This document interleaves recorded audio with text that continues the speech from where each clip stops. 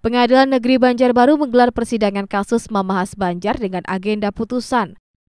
Dalam sidang tersebut, tersangka Firlino Rahim kembali menghadiri persidangan didampingi istri dan tim kuasa hukum Faisal Abrori Esa dan tim. Dalam persidangan, Ketua Majelis Hakim membaca sebagian dari vonis setebal 110 halaman di mana terdakwa dinyatakan telah terbukti melanggar Undang-Undang Perlindungan Konsumen karena menjual produk tanpa label kadaluarsa seperti produk kerang, minuman kemasan botol. Namun demikian karena terdakwa tidak mengetahui proses itu dan atas permohonan Menteri UMKM dan Koperasi, Maman Abdurrahman, agar kasus itu lebih mengedepankan pembinaan, maka Majelis Hakim PN Banjarbaru memutuskan Firlino Rahim tidak bersalah dan seharusnya persoalan UMKM mengedepankan pembinaan bukan secara hukum.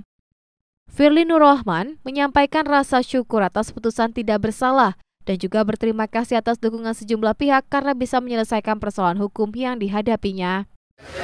Pertama, alhamdulillah, terima kasih kepada terutama kepada semua pihak yang terkait ya, kepada Kementerian UMKM, terus kemudian kepada dinas-dinas terkait, terus kepada tim kuasa hukum dan juga kepada wartawan ya, yang sudah mensupport juga dengan ini teman-teman pengusaha UMKM lain juga yang turut serta membantu dalam hal dukungan, doanya dan perihal semuanya.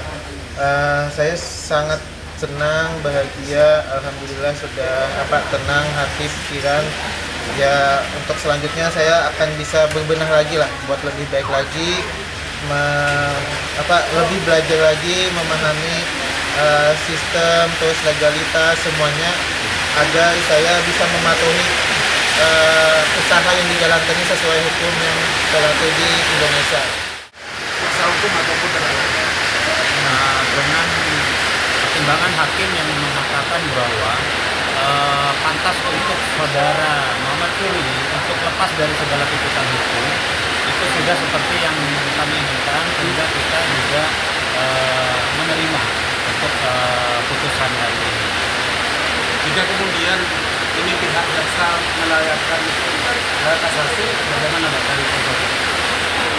Rasanya itu hanya tentang pertimbangan saja yang kemudian disampaikan oleh Majelis Hakim tadi, bahwa melalui pertimbangan rekan-rekan penuntut umum itu lebih kepada fisrak katanya, bahwa di situ pertimbangannya tidak pas untuk kemudian dijadikan putusan menjadi onslah. Tetapi kemudian Majelis Hakim melihat pertimbangannya dengan apa yang disampaikan tadi itu lebih kepada onslah yang lebih pas karena ditemukan adanya pelanggaran itu tetapi tidak termasuk pidana. Sementara itu terkait dengan seluruh barang bukti yang disita oleh penyidik Krimsus Polda Kalsel tidak dikembalikan karena sudah rusak dan Majelis Hakim masih memberikan waktu selama seminggu bagi jaksa penuntut umum dan terdakwa apakah masih akan melakukan upaya hukum atas putusan Majelis Hakim. Tardesi Tompul, Duta TV, Banjarbaru.